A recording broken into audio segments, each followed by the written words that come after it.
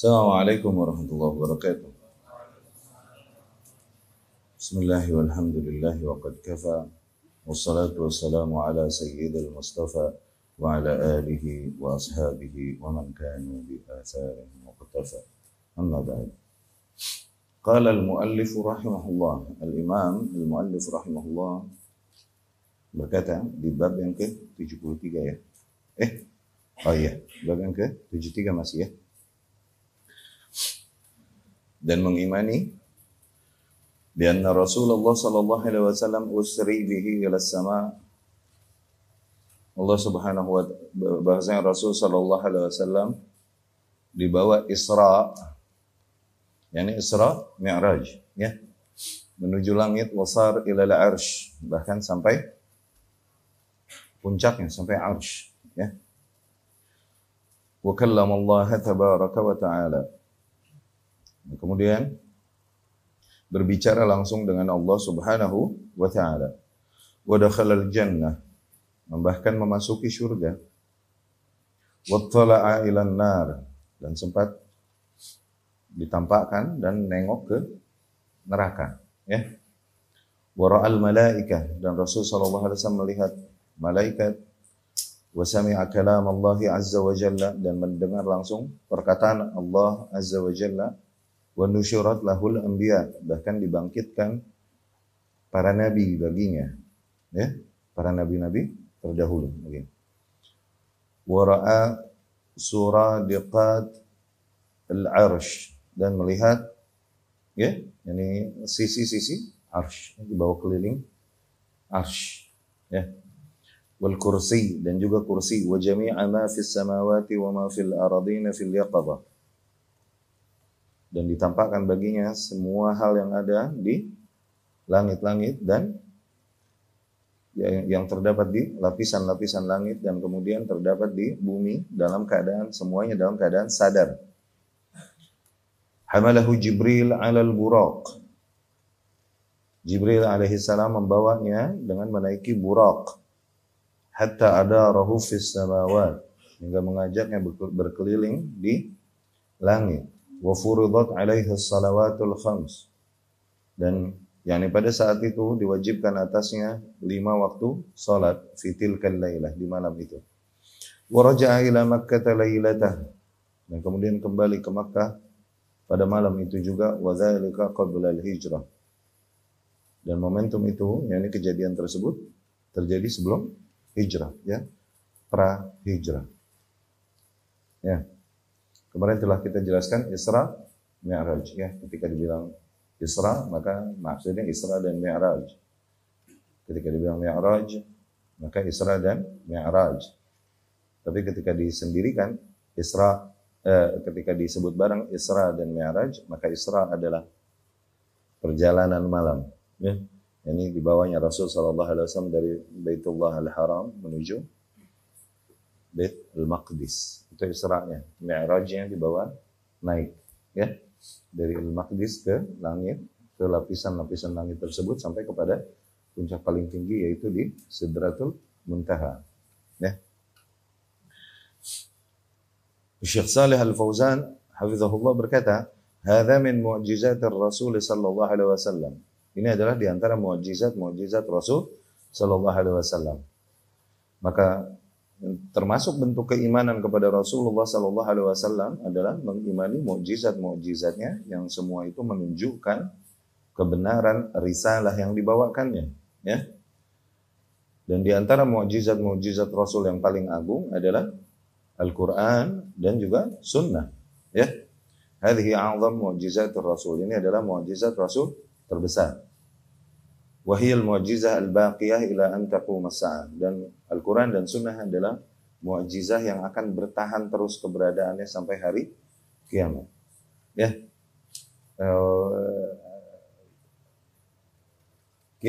Kitab Al-Quran mu'jizat nggak buat nabi-nabi terdahulu?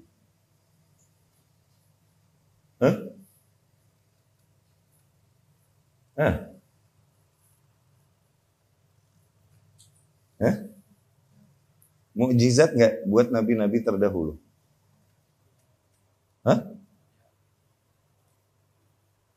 Kemana? Pernah Anda bahas ini? Kitab-kitab yang Allah Subhanahu wa taala turunkan atas para rasul, semuanya jadi manhaj, semuanya jadi pedoman, oke? Bagi para rasul. Tapi bedanya bagi Rasulullah sallallahu alaihi wasallam Al-Qur'an diturunkan ya sebagai manhaj tapi sebagai juga mukjizat. Mukjizat secara bahasa ajaza yu'jizu, artinya melemahkan. Melemahkan, oke, matahin, udah bikin yang lain nggak bisa ngalahin ini, udah itu. Demikianlah fungsi mukjizat yang datang dibawakan para nabi dan rasul, seolah-olah mukjizat ini berkata, oke, seolah-olah mukjizat ini posisinya adalah sebagai sesuatu yang menegaskan bahwasanya nih hamba Allah benar membawakan berita yang dibawakannya. Itu fungsi mukjizat itu. Bikin manusia sampai ke pojok sehingga nggak punya pilihan lain kecuali harus menerima kebenaran kabar yang dibawa. Itu fungsi mukjizat. Dari situ dijadikan mukjizat kepada para nabi dan rasul. Oke? Yaitu apa? Sesuatu yang di luar berjalan umumnya alam semesta. Ini mematahkan yang ada pada kaum tersebut. Biasanya mukjizat yang turun sesuai dengan skill kaum tersebut yang mereka banggakan. Skill mereka misalnya lagi berbangga-bangga mereka tentang medis. Turunlah mukjizat pada Isa alaihi salam yang bikin ilmu medis mentok. Udah ini di luar ilmu medis. Skill yang ada pada mereka sihir. Datanglah mukjizat pada Musa alaihissalam, mukjizat yang bikin para penyihir yang ilmunya udah mentok nih, berkata bahwasanya ini mereka dapat menangkap itu dengan skill yang ada pada mereka, bahwa ini bukan sihir, ini sesuatu yang beyond sihir. Sihir nggak bisa melakukan ini. Sejago-jagonya tukang sihir tuh nggak bisa merubah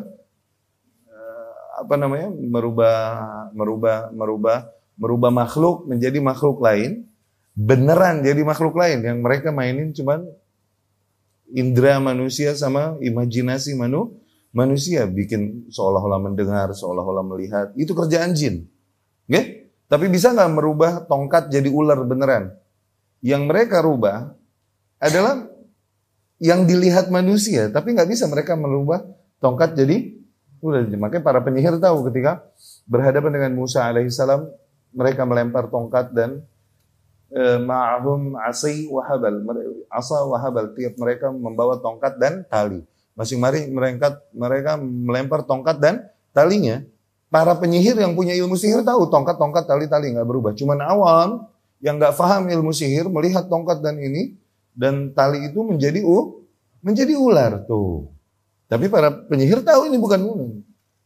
Mereka bisa melihat itu dengan ilmu sihirnya. Karena mereka tahu sejago-jagonya sihir tuh nggak bisa merubah satu makhluk menjadi makhluknya. Nggak bisa. Kalau begitu dukun pada tajir, daun dijadiin fulus. Iya gak? Iya gak? Daun jadi fulus sama dia kalau gitu. Makhluk jadi makhluk. Bisa gak jin? Nggak bisa. Tongkat-tongkat, ular-ular. Cuman, yang dikerjain pada awam apa? Dibikin seolah-olah merasa, seolah-olah mendengar, seolah-olah melihat. Nah tuh, yang dimainin tuh imajinasi sama panca indera. Sama jin tuh yang dimainin.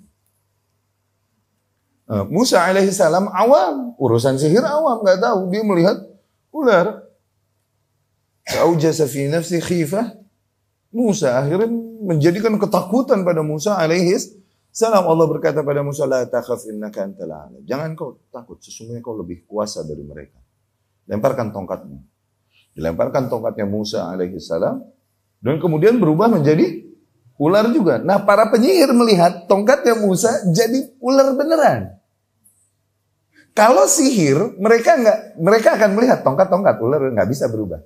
Tapi beneran nih, mereka yang pada jago sihir ngelihat, ini tongkat jadi ular beneran nih. Ini udah beyond sihir berarti. Faham? Udah gitu di tongkat makanin ular-ular para penyihir. Yang ini ular makanin ular-ular para, ini ular makan tongkat, makan tambang. Ular apaan? Ular apaan makan tongkat, makan tambang? Ular apaan?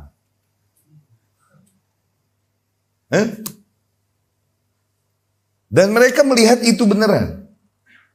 Padahal mereka punya ilmu sihir. Tuh udah mentok ilmu sihirnya. Dari situ mereka semua sujud kepada Musa alaihissalam. Belasan ribu penyihir sujud pada Musa alaihissalam. Itu mukjizat. Datang, matahin skill yang ada pada mereka, bikin mereka sampai pojok. Gak punya pilihan, mesti beriman. Gitu. Sejago-jagonya medis pada kaumnya Isa alaihissalam juga demikian. Mentok mereka kalau mesti ngehidupin orang mati. Bisa gak medis? Nggak ada ya, mau medis kayak apa loh. Kemudian juga nyembuhin kusta pada saat itu. Nggak bisa. Nyembuhin ta'un yang pada saat itu ada pada masa Isa juga alaihissalam. Ya, karena sebagaimana Rasul sabdakan sallallahu alaihi wasallam, kana rijzan, tadinya adalah rijz, yang Allah timpakan kepada sebagian Bani Israel. Wa ja'alaha rahmatan lil mu'minin, tapi wabah demikian Allah jadikan sebagai bentuk rahmatnya bagi orang-orang yang beriman.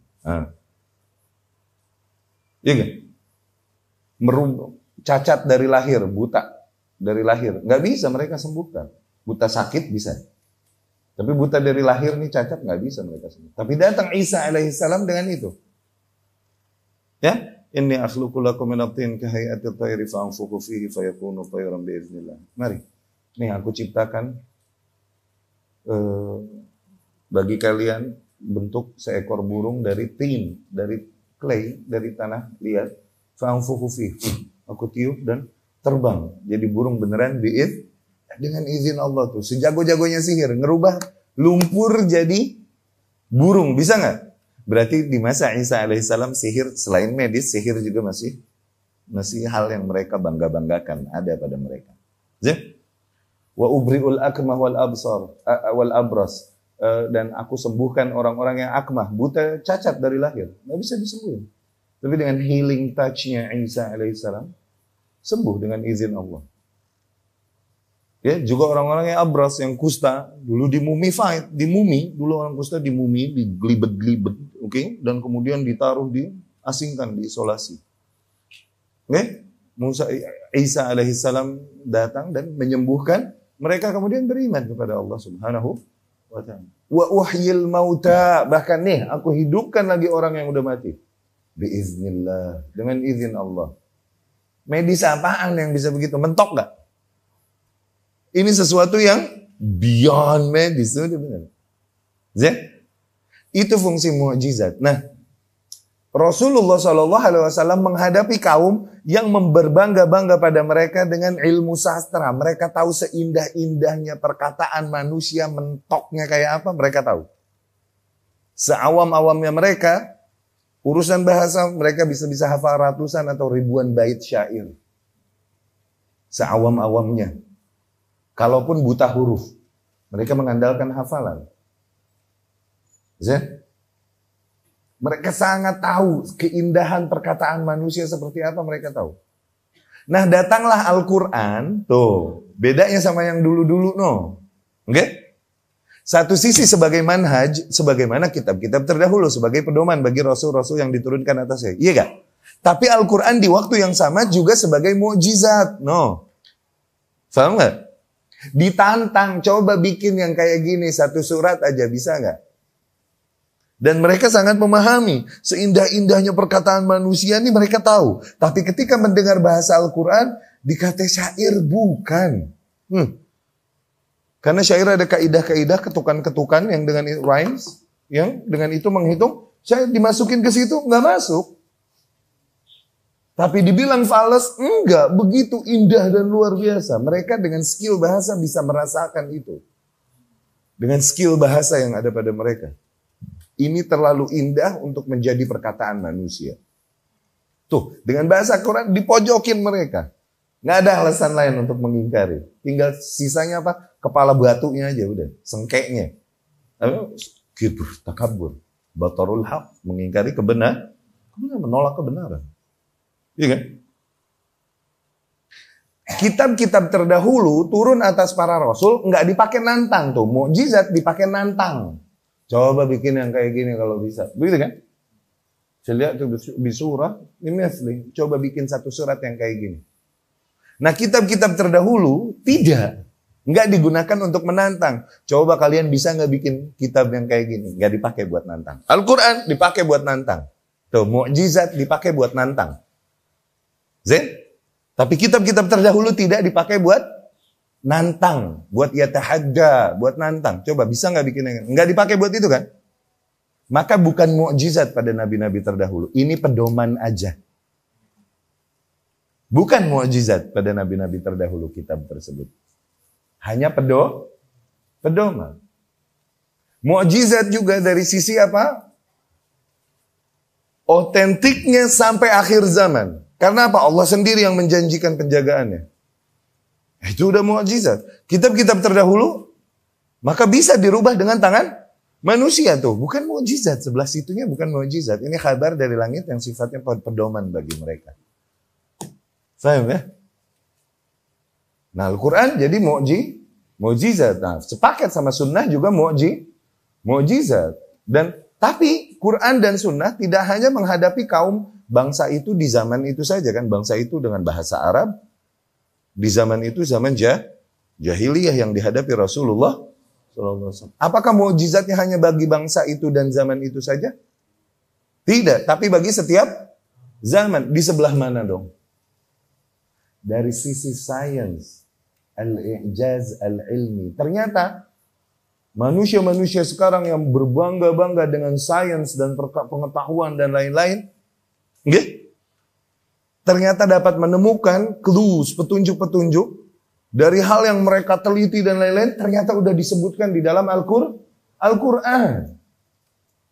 Proses penciptaan manusia dari hanya sesuatu yang sifatnya air, liquid, oke? Kemudian jadi badan, jadi tulang, diceritain dengan detail oleh Allah Subhanahu wa taala di kitabnya dan juga oleh Rasulnya sallallahu alaihi wasallam di dalam sunnahnya. Walaqad khalaqnal insana min sulalah min tin. Sungguh kami telah ciptakan manusia dari rangkaian tanah liat. Tsumma ja'alnahu nutfatan fi qararin makin. Kemudian kami jadikan liquid qarar makin di tempat yang kuat, yakni di rahim. Tsumma ja'alna nutfata 'alaqatan. Kemudian air liquid ini kami rubah menjadi 'alaqah. Tuh lihat prosesnya. Menjadi gel, mengental. Okay? Wa khalaqnal 'alaqata mudghatan, dan 'alaqah menjadi mudghah. Tuh. Iya kan?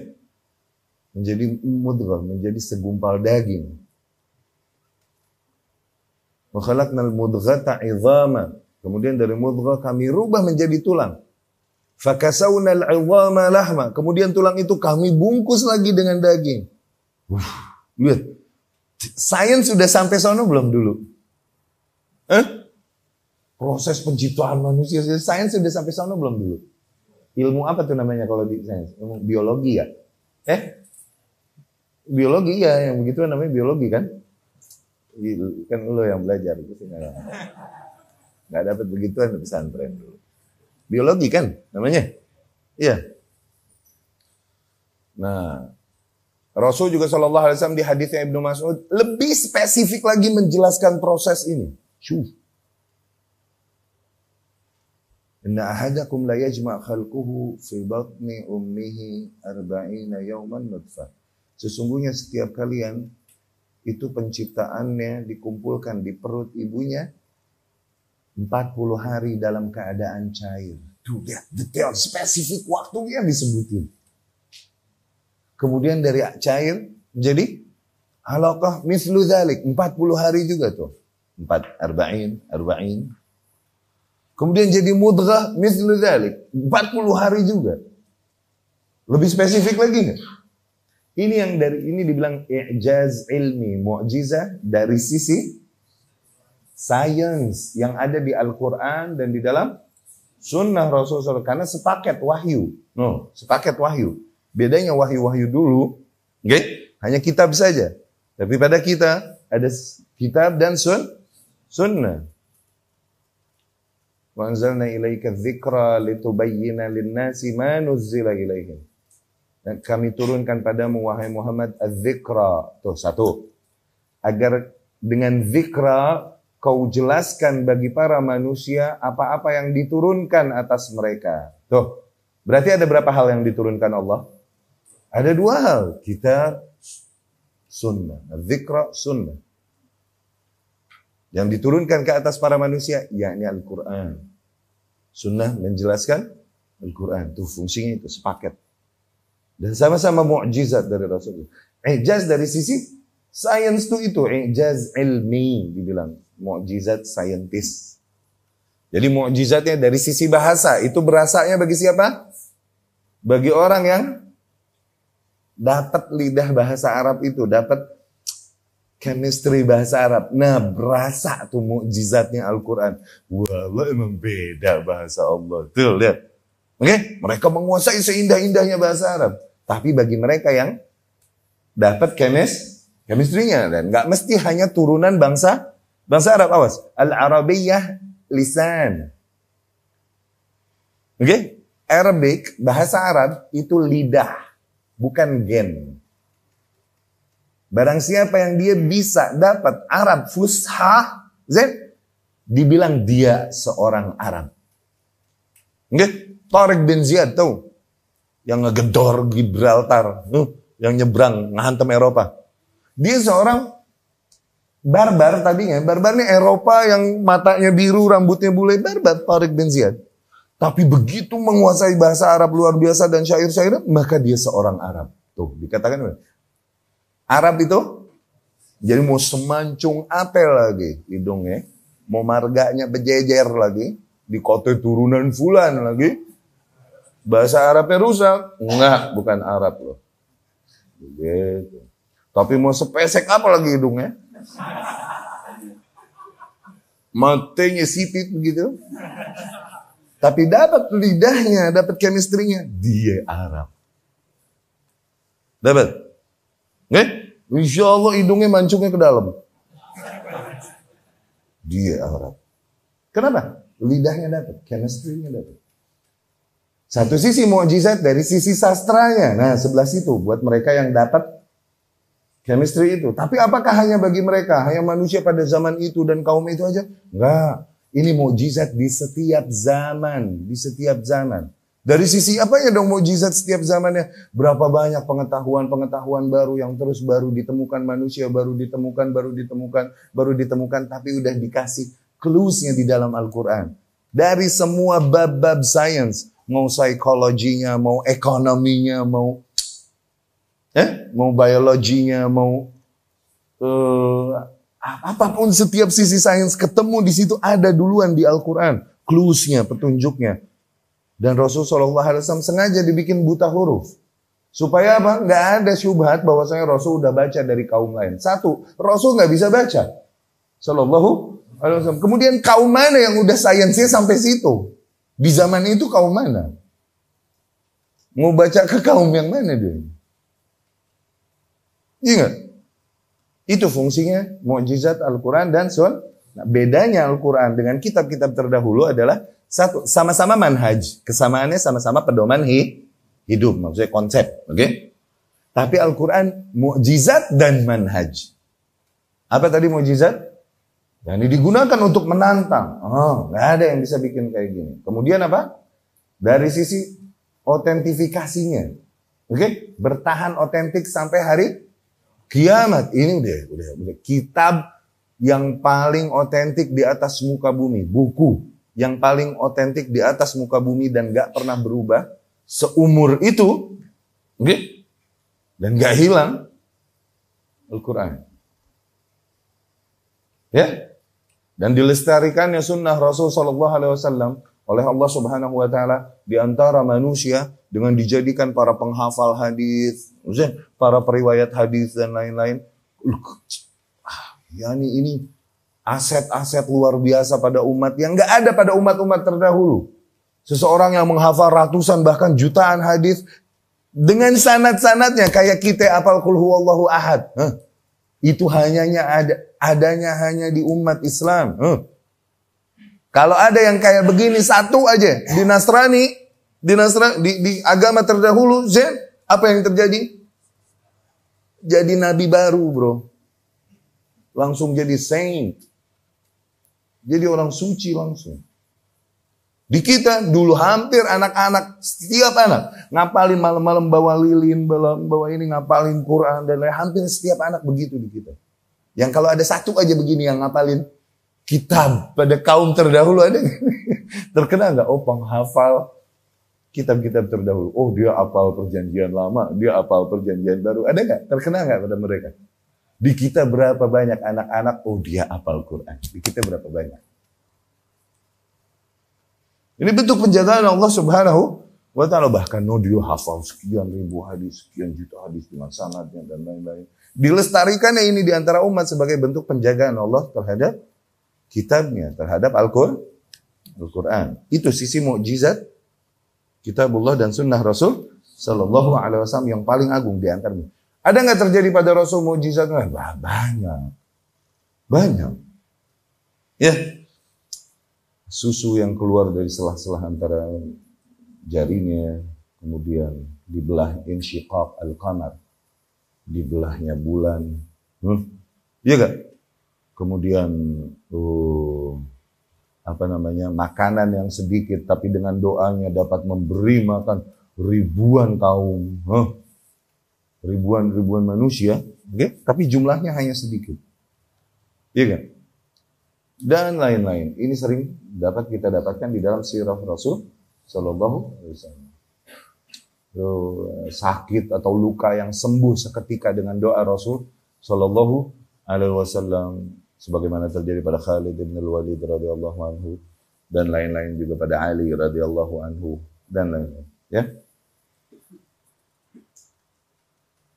Wa kadzalika min mu'jizatih, kemudian juga yang termasuk bentuk mukjizat Rasul Sallallahu Alaihi Wasallam juga yang harus kita imani yaitu Al-Isra dan Mi'raj. Oke?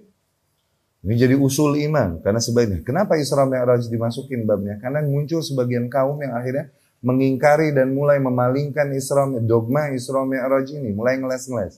Dibilang nggak ada, dibilang di dalam mimpi, dibilang oh enggak, cuman jiwanya doang, fisiknya enggak. Kenapa? Karena secepat itu dari Masjidil Haram ke Masjidil Aqsa, secepat itu maka tubuh manusia akan hancur berantakan ini itu. Nggak mungkin itu terjadi pada tubuh seorang. Tuh, lihat, mulai ngeles-ngeles. Ini Mu'tazilah, Jahmiyah yang mulai-mulai ini.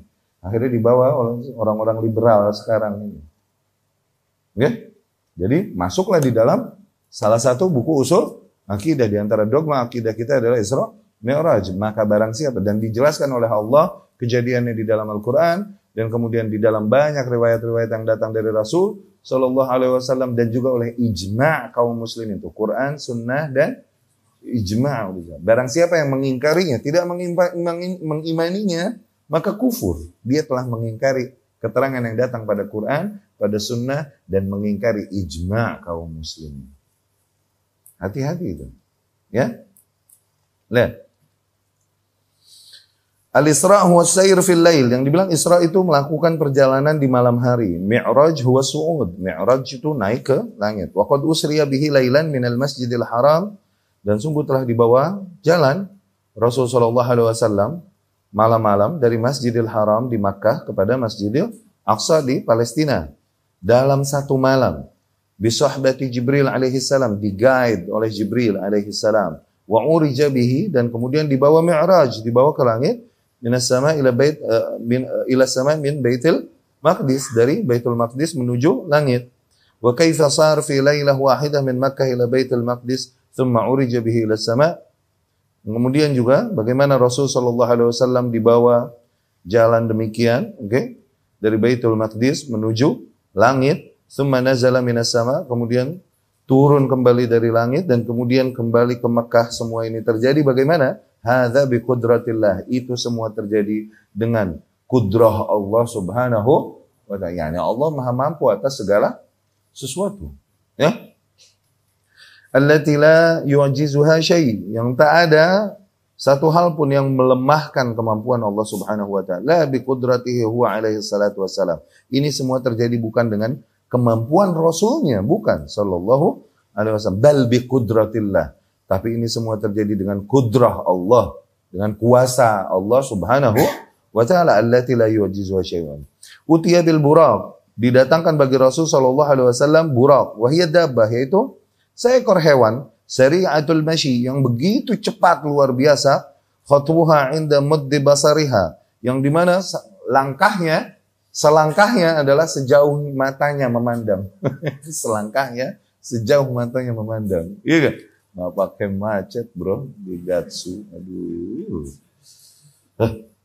Faraqibahan Nabi sallallahu alaihi wasallam. Nabi sallallahu alaihi wasallam menaikinya wa sahibahu Jibril, dan ditemani oleh Jibril sampai Baitul Maqdis. Hadza huwal Isra. Itulah Isra. Tuh.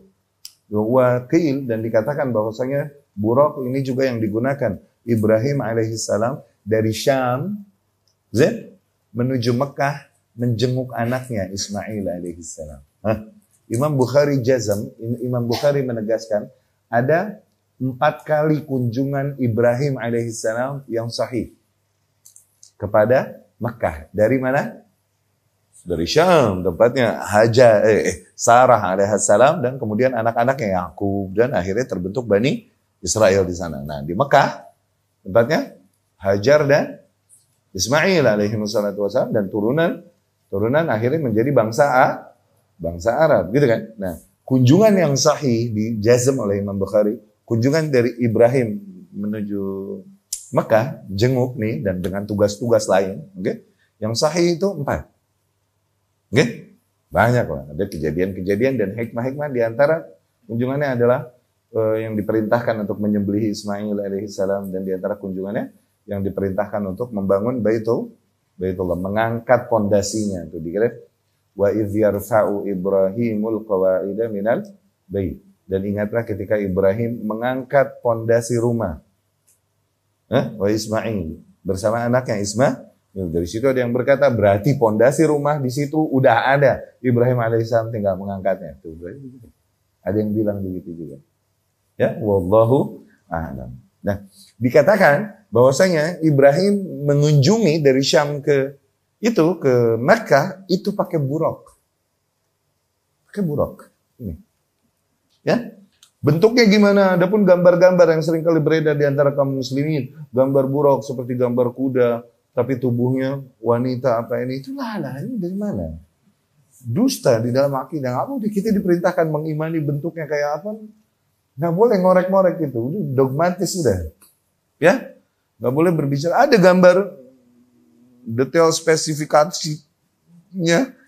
Tapi dari Israiliyat yang udahlah. Nggak ada kabarnya dari wahyu. Sudah kita diperintahkan mengimani. Ya? Ini buraq yang itu ya, bukan airlines. Bukan itu. Itu cuma nama doang. Nama company-nya Buraq Airlines. Oke? Okay?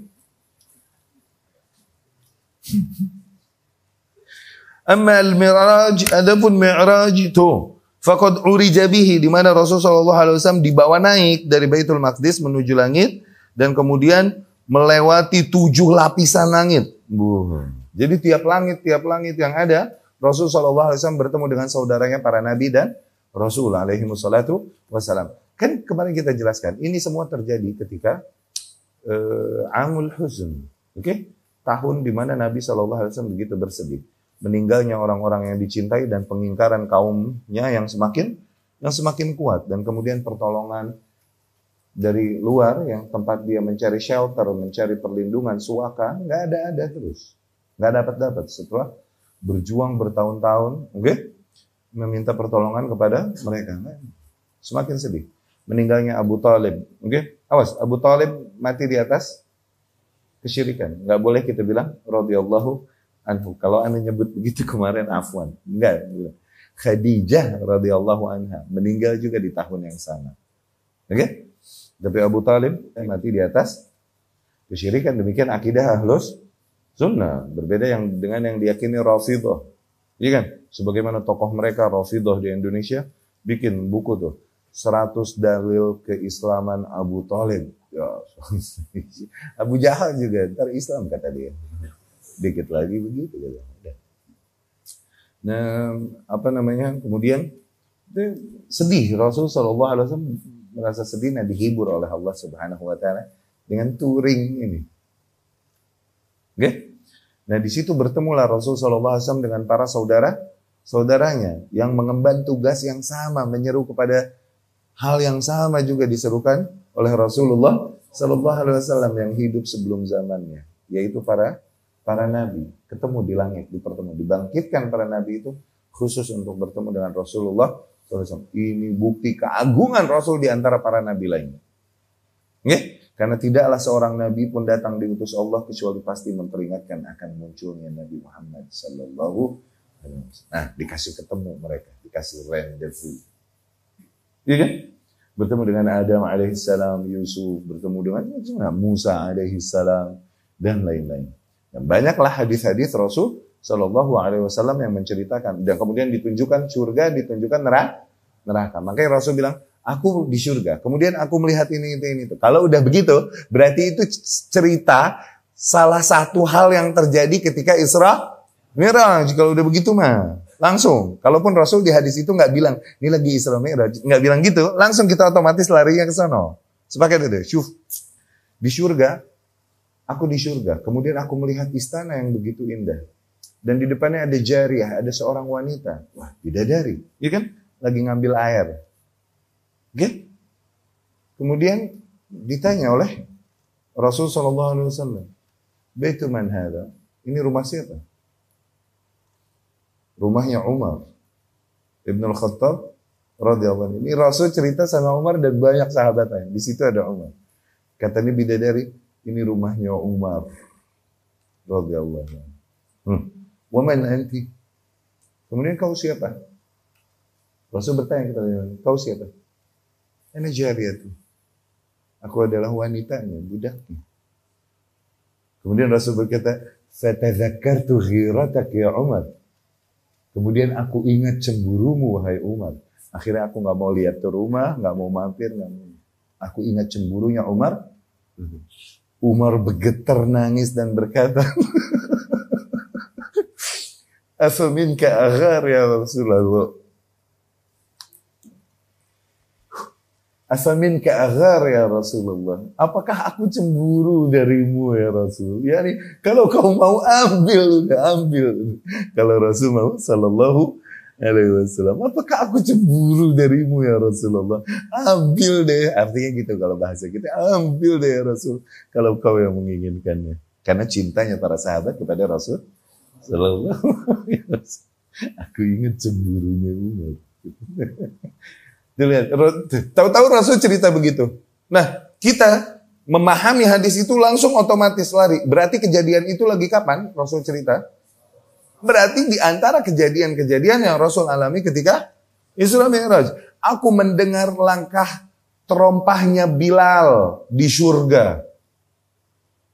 Aku di surga mendengar langkah terompah, sendalnya Bilal radhiyallahu anhu di surga. Berarti di mana tuh? Kejadiannya kapan tuh? Oh, Isra Mi'raj juga. Sepaket tuh udah dimasukin ke situ langsung. Rasul bertanya pada Bilal, "Bima sabaqtani ilaihi ya Bilal?" Apa yang membuatmu mendahuluiku ke sana itu wahai Bilal? Gitu. Bukan beneran, ini kinayah aja. Tetap manusia pertama masuk surga siapa? Rasul, nggak boleh yang lain. Rasul sallallahu alaihi wasallam nanti gedor pintu surga, diketuk. Dan kemudian dikatakan dari balik gerbang surga, syuf, malaikat yang jaga gerbangnya. Man, siapa? Rasul berkata sallallahu alaihi wasallam, Muhammad. Kemudian malaikat berkata, bika umirtu alla aftaha li ahadin qablaka qat. Sungguh aku diperintahkan untuk tidak membukakan pintu ini bagi siapapun sebelummu. Baru dibukakan gerbang surga untuk Rasulullah sallallahu alaihi wasallam. Lihat kehormatan kita umat Rasul sallallahu alaihi wasallam. Tapi Rasul bilang, apa yang membuatmu mendahuluiku ke sana ya Bilal? Ini majaz aja, kinayah, bukan Bilal masuk surga duluan, bukan. Radhiyallahu anhu, bukan maksudnya. Ada apa? Apa yang kau amalkan sehingga kau mendapatkan kemuliaan itu? Maksudnya gitu. Amalan apa yang kau andalkan?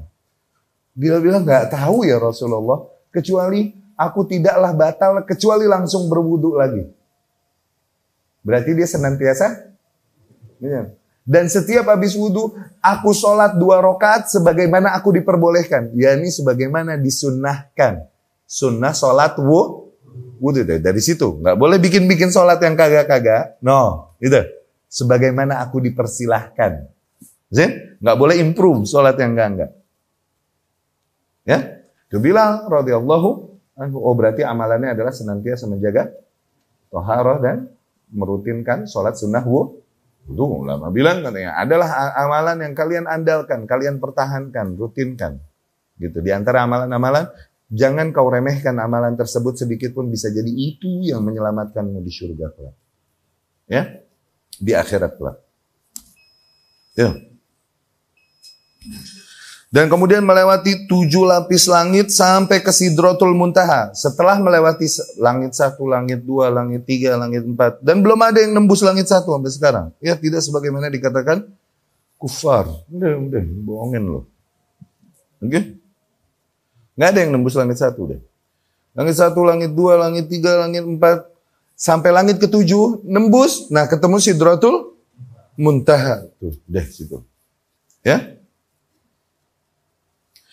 Di situ Rasul sallallahu alaihi wasallam bertemu langsung menghadap Allah Subhanahu wa taala. Jibril ngelem. Nah, udah di sini kau maju sendiri. Enggak boleh lagi Jibril menemani masuk area tersebut. Lihat, bahkan Rasul maju ke area yang bahkan Jibril alaihi salam enggak pernah maju sampai segitunya. Nah, kemudian dihadapkan pada Allah Subhanahu wa taala. Nah, di sini yang hadis Rasul sallallahu alaihi wasallam, "Ya Rasulullah, ara'aita rabbak?" Ya Rasulullah, apakah kau pernah melihat Tuhanmu? Rasul menjawab sallallahu alaihi wasallam, "Nur, anna ara." Cahaya, yakni menyilaukan. Bagaimana mungkin aku dapat melihatnya? Melihat Allah Subhanahu wa taala. Nah, pertanyaan itu yang dimaksud lagi kapan? Jawaban Rasul yang dimaksud ngelihatnya itu waktu kapan? Waktu Isra Mi'raj sudah sepakat. Aku lihat di surga kaum demikian. Berarti lagi ngapain? Aku lihat di neraka kaum yang demikian. Berarti lagi ngapain? Isra Mi'raj. Nah, kemudian Rasul menghadap Allah Subhanahu wa taala, tapi hijab Allah. Ingat kemarin apa? Nur, cahaya, hijau, menyilaukan sehingga enggak kelihatan. Yang kalau disingkap, apa yang terjadi? Terbakar semua makhluk yang sampai matanya kan terbakar, bahkan gunung batu, bergetar dan hangus ketika Allah menampakkan diri padanya. Ya, ini telah kita ceritakan di pertemuan kemarin. Rasul langsung mendengar perkataan Allah Subhanahu wa taala dan kemudian amarahu bisalah. Di situ Allah perintahkan salat, ya. Dan di malam itu juga ditampakkan surga dan neraka bagi Rasul sallallahu alaihi wasallam dan dipertemukan dengan para rasul dan nabi di langit tersebut. Allah Subhanahu wa taala kumpulkan mereka, ya kan? Itu sebagai bentuk di mana Allah menampakkan kemuliaan, keutamaan Rasul sallallahu alaihi wasallam di atas para nabi dan rasul. Allah wajibkan di malam itu, 5 waktu salat ketika di langit tersebut. Dan kemudian dibawa turun lagi Rasul sallallahu alaihi wasallam menuju Baitul Maqdis. Ya. Kemudian dari Baitul Maqdis menuju Makkah. Semua ini terjadi di dalam satu malam. Wa asbaha fi Makkah alaihi salatu wasallam, dan Rasul sallallahu alaihi wasallam kemudian subuh udah di Mekah. Nah, ini semua terjadi di dalam satu masyhuf. Lihat, sahabat radhiyallahu anhum, para kaum muslimin awal. Apabila mereka mengandalkan keimanan mereka kepada rasio mereka, akal mereka, standar akal manusia, apa yang terjadi? Pagi-pagi, semalam masih ketemu Rasul nih, sallallahu alaihi wasallam. Tahu-tahu pagi Rasul cerita, aku semalam jalan-jalan dari Baitul Haram ke Maqdis, kemudian Sidratul Muntaha, langit 1 ketemu ini, langit 2 ketemu ini, langit 3, kemudian kasih unjuk surga, neraka ini itu, nembus Sidratul Muntaha ketemu Allah Subhanahu wa taala. Bolak-balik antara Musa dengan Allah. Dan kemudian dapat perintah sholat udah 5, kemudian balik lagi ke Mekah. Ke Baitul Maqdis, kemudian ke Mekah. Semua itu terjadi dalam satu malam. Dan itu orang yang paling rasionalis. Bisa jadi terlepas dari kesyirikan berhala. Kenapa? Karena rasionalnya mungkin. Tapi karena rasional itu juga akhirnya kau mengingkari perkataan Rasul sallallahu alaihi wasallam. Kenapa? Akalmu tak akan dapat menerimanya. Makanya kita kaum yang di tengah, akal kita muliakan, ya, tapi bukan menjadi patokan wahyu. Akal mengikuti wahyu ini khabar dari langit, khabar Allah, khabar Rasul. Zin? Iya kan? Enggak juga menjadi kaum yang menafikan akal sehat secara total sehingga terjerumus ke dalam kesyirikan. Tapi enggak juga kaum yang akhirnya mentuhankan akal sehingga akhirnya berpaling dari dogma wahyu. Ini paling konkret di hadis yang Umar bin Khattab radhiyallahu anhu di Bukhari rahimahullah. Ketika Umar radhiyallahu anhu mencium Hajar Aswad. Umar berkata radhiyallahu anhu, "Wallahi innaka hajar, demi Allah engkau hanyalah batu. La tanfa' wa la tadur." Enggak punya kuasa apapun, enggak bisa bawa manfaat, enggak bisa nimpakan madarat. Laula anni ra'aitu Rasulullah sallallahu alaihi wasallam qabbalak ma qabbaltu. Kalau bukan karena aku lihat sendiri Rasul menciummu, sungguh tak sudi aku menciummu. Lihat betapa di tengahnya Umar menggambarkan idealnya ini kan. Satu sisi, tidaklah kita mencium batu berangkat dari keyakinan, wah ini batu yang mulia, punya kekuatan keramat, oh bang saya gue pocel, gue bawa pulang nih ke Jakarta dikit. Enggak, ini syirik. Batu, enggak ada ini. Tuh. Tapi enggak juga kita kemudian ngikutin akal dan mentuhankan akal sehingga berkata, ada HP gue nyium batu. Sehingga menolak sunnah Rasul Sallallahu Alaihi Wasallam. Tuh, lihat. Dua kutub itu kan. Kita di tengah. Kita melakukan hal itu berangkat dari cinta kita kepada orang yang mencontohkannya. Bukan barang itu yang mulia. Awas. Karena cinta kita dan ittiba kita kepada hak. Yaitu apa? Kabar, perintah yang datang dari Allah, dari itunya yang diikutin. No, bukan batunya yang keren. Iya gak? Untung di sono loh. Coba di sini. Wow. Disembah kayak gimana tahu itu batu. Dengan, iya kan? Dengan pola fikir dan pola berislam. Orang sini. Ada yang kayak gitu di sini diapain? Dibikinin Ka'bah baru loh. Juga, ma'adzallah. Untung di sono. Juga. Wa kana al-Isra wal Mi'raj bi jismihi wa ruhi. Tuh, awas. Isra Mi'raj terjadi itu dengan fisik Rasul dan ruh Rasul sallallahu alaihi wasallam. Walam yakun bi ruhi faqat. Tidaklah sebagaimana yang dikatakan sebagian orang bahwasanya Isra Mi'raj hanya ruh Rasul saja yang dibawa sallallahu alaihi wasallam. Kama yaquluhu ba'dul munkirina wal mustaghribina li hadha syai'. Gimana?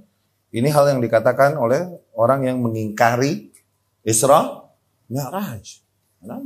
Dengan akal sehat mereka, katanya ini, enggak mungkin kalau misalnya dibawa dengan fisiknya secepat itu waktunya akan hancur tubuhnya. Katanya begitu. Lihat, itu dampak dari lebih mengedepankan akal daripada dogma wahyu. Iya, kita memuliakan akal enggak? Iya, tapi menempatkannya di tempatnya, di belakang wahyu, jangan di depan wahyu. Ya? Sehingga akhirnya mengatakan sesuatu yang tidak dikatakan oleh Rasul, tidak juga oleh para sahabat radhiyallahu anhum. Kedepankan wahyu udah. Dogma ketika Allah Maha Mampu atas segala sesuatu, maka Allah Maha Mampu. Udah mengingkari semua ide-ide mereka udah. No, Allah Maha Mampu, udah. Apa yang enggak mungkin bagi Allah Subhanahu? Enggak ada yang mustahil bagi Allah Subhanahu wa ta'ala. Yaqulun innahu usriya bi ruhihi duna jismi. Mereka berkata bahwasanya Rasul dibawa Isra Mi'raj hanya jiwanya saja, ruhnya saja, tanpa fisiknya. Walaisal Isra manaman. Itu adalah sebuah kebatilan. Dan juga bukan Isra Mi'raj adalah kejadian di dalam mimpi, bukan. Itu adalah mukjizat di antara mukjizat Rasul sallallahu alaihi wasallam. Itu terjadi dengan fisiknya, dengan jiwanya dalam keadaan yaqadzah. Sadar, bukan dalam mimpi, ya. Qala ta'ala, Allah Subhanahu wa ta'ala berfirman, Subhanalladzi asra bi 'abdihi lailan minal masjidil harami ilal masjidil aqsa. Maha suci Zat yang telah membawa Isra hambanya pada sebuah malam dari Masjidil Haram, yakni Makkah, ke Masjidil Aqsa, yaitu Filistin. Alladzi barakna haula, yang telah kami berkahi di sekitarnya. Li ayyi syai'in, semua itu yakni untuk apa? Linuriyahu, Allah berfirman, agar dengan itu kami tampakkan, kami tunjukkan bagi hamba kami tersebut min ayatina, di antara tanda-tanda kebesaran kami. Innahu huwas sami'ul basir.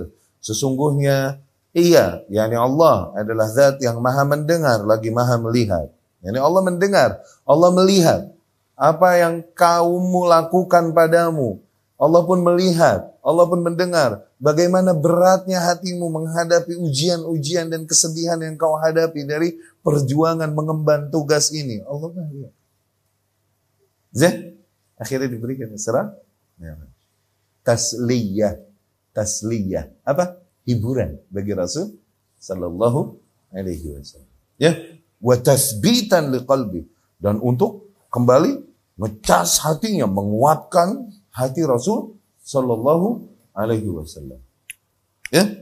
Wa ra'a fi hadhihi al-lailah al-ajaib, yang di mana Rasul sallallahu alaihi wasallam di malam tersebut melihat banyak perkara-perkara ajaib. Ajaib ini bukan sihir ya, awas. Ajaib ini perkara-perkara yang di luar kebiasaan berjalannya alam semesta gitu. Ya.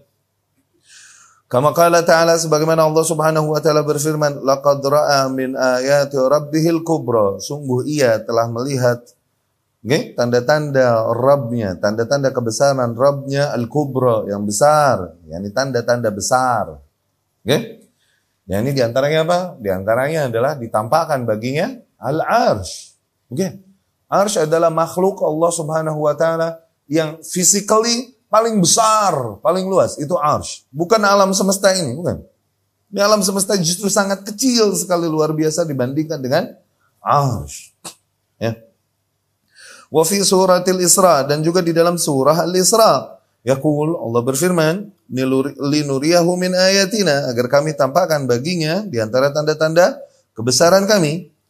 Fara'a, maka Rasul sallallahu alaihi wasallam melihat min ayatillah, di antara tanda-tanda kebesaran Allah Subhanahu wa taala, fi hadhihi rihlah al-mubarakah, di dalam tur yang diberkahi ini, di dalam rihlah yang diberkahi tersebut, mara'a.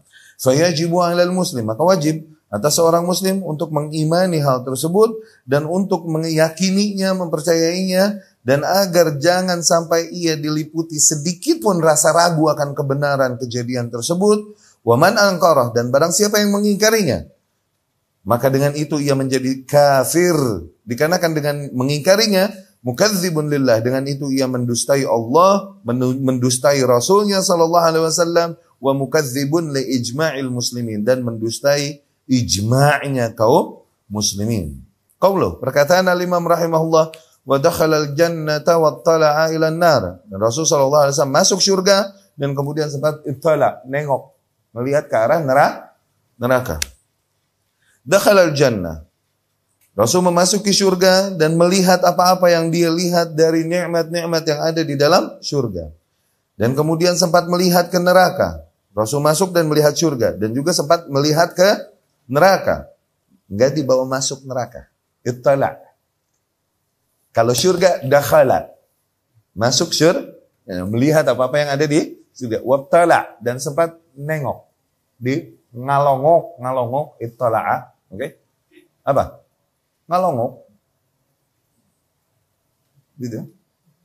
Ke arah surga. Ke arah neraka. Karena enggak dakhalan nar, enggak dibilang memasuki neraka.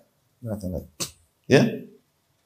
Wa ra'a ma fiha min al-'adzab, dan Rasul lihat azab-azab yang ada di dalam neraka, li'anna Allah yuridu ayyuriyahu min ayati. Itu semua dikarenakan Allah hendak memperlihatkan kepada Rasul sallallahu alaihi wasallam di antara tanda-tanda kebesarannya.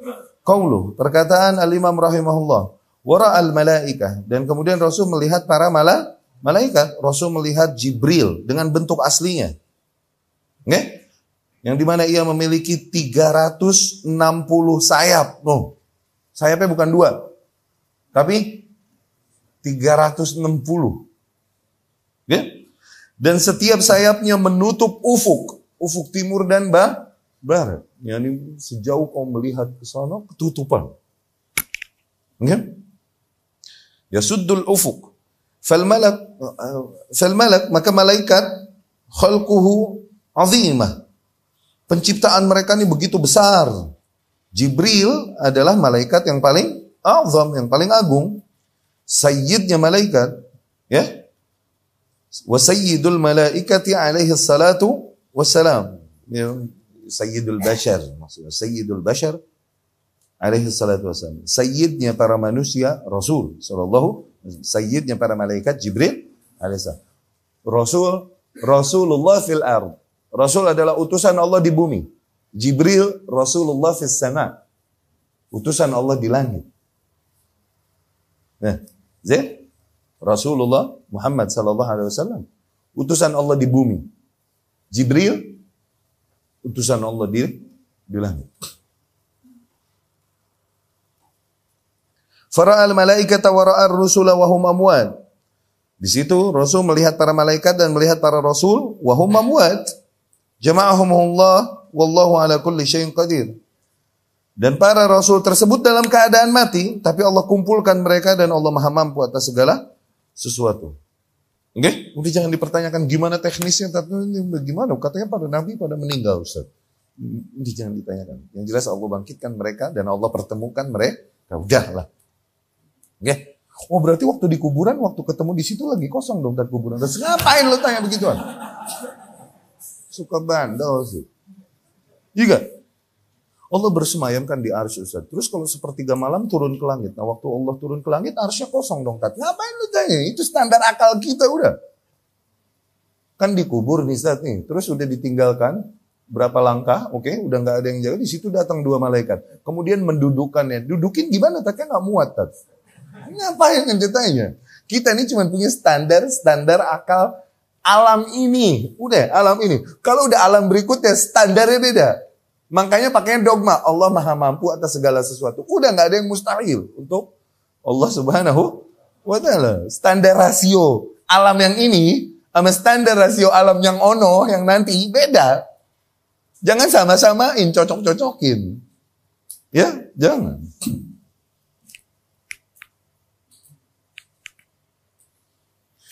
Ra'asuradiqatil arsh wal kursi. Di situ Rasul sallallahu alaihi wasallam melihat sekeliling arsy dan yang berada di sekeliling kursi. Dan arsy dan kursi adalah dua makhluk yang sangat besar. Bahkan makhluk terbesar yang Allah Subhanahu wa taala ciptakan. Ya. Yani hal yang Allah ciptakan dan paling besar physically secara bentuk itu arsy dan kursi. Perkataan Al-Imam rahimahullah, dan melihat semua hal yang ada di langit dalam keadaan sadar. Ini semua Syekh Shalih Fauzan hafizahullah berkata, maka ini adalah bantahan kepada golongan yang berkata bahwasanya itu terjadi dalam kondisi mimpi Rasul sallallahu alaihi wasallam. Enggak, ya, perkataan itu batil. Walau kana manaman lamastankarahul kufar. Andai saja itu terjadi di dalam mimpi, maka kaum musyrikin dulu tidak akan mengingkari hal tersebut. Ini namanya juga mimpi. Ini hal yang disepakati antara musyrik dan muslim. Namanya juga mimpi. Udah. Apa yang nggak mungkin di dalam mimpi? Kalau emang itu kejadian di mimpi, ngapain musyrikin dulu mengingkari Rasul sallallahu alaihi wasallam? Namanya juga mimpi. Iya kan? Lianna ar-ru'ya la tastankir. La tustankar. Dikarenakan mimpi mah ya udah bukan sesuatu yang diingkar ya. Hum istankaru ayyakuna yaqadha. Maka apa yang diingkari kaum musyrikin terdahulu yang menghadapi Rasul dulu, oke? Mereka mengingkari hal tersebut terjadi pada Rasul sallallahu alaihi wasallam pada jasadnya dan fisiknya. Mereka mengingkari bahwasanya itu terjadi pada Rasul sallallahu alaihi wasallam dalam keadaan sadar, bukan dalam keadaan mimpi. Itu yang diingkari kaum musyrikin. Apabila kau mengingkari bahwa itu terjadi pada Rasul dalam keadaan sadar, maka kau mengingkari hal yang sama yang diingkari oleh kaum musyrikin. Kau sebaris sama mereka. Fahim? Wallahu jalla wa ala yaqul. Dan Allah Subhanahu wa taala berfirman, "Usriya bi'abdihi, asra bi'abdihi." Allah zat yang membawa isra seorang hambanya. Wal abdu, dan hamba, demikian disebut, adalah sebuah gelar atau nama yang meliputi ruh, jism, yang meliputi fisik dan ruh bersamaan. Kalau dibilang seorang hamba, maka ruhnya dan jiwanya. Ya. Farruh wahdaha la tusamma abdan. Apabila ruh doang, maka nggak dibilang hamba oleh Allah Subhanahu wa ta'ala. Demikian juga kalau fisik doang, yakni jenazahnya doang. Oke? Nggak dibilang hamba oleh Allah Subhanahu wa ta'ala. Hamba itu ruh fisik, jism, dan masih ada ruhnya. Hamba. Yang kena taklif. Kalau udah mati, nggak ada taklif. Fala yusama abdan illa al-jism wa ruh ma'an. Maka sekali lagi tidaklah dibilang abd, hamba, kecuali pasti meliputi fisik dan jiwa. Qauluh, perkataan al-Imam rahimahullah, hamalahu Jibril 'alal buraq. Jibril membawa Rasul sallallahu alaihi wasallam dengan buraq. Buraq nih dabbah, hewan bentuknya. Oke? Qauluh, perkataan al-Imam rahimahullah, furidat alaihi salawat al-khams tilkal lailah, dan di malam itu diwajibkan 5 waktu salat.